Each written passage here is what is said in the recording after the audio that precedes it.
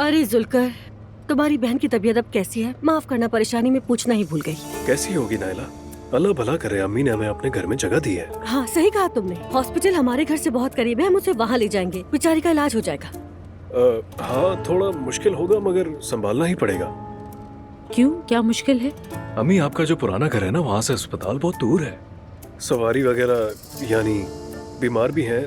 थक जाएंगी मगर क्या करें, कुछ ना कुछ तो मैनेज करना ही पड़ेगा ना। शुक्र है। अरे अरे, तो क्या वो अम्मी के पुराने घर में ही रहेंगी?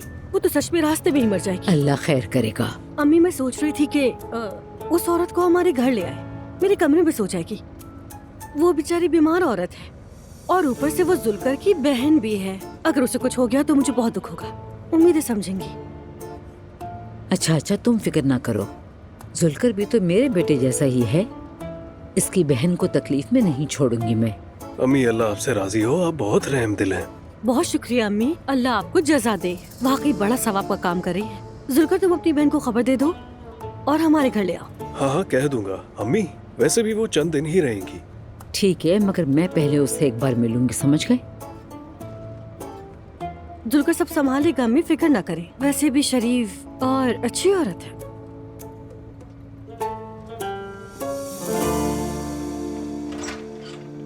खुश आमदीद जैनब साहिबा। Thank you Savera.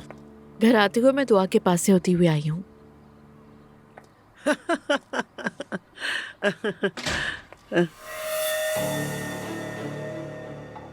Surprise. Welcome. देखो जमाल मुझे देखने आया है, मुझे कितनी खुशी हो रही बता नहीं सकती। देखिए जरा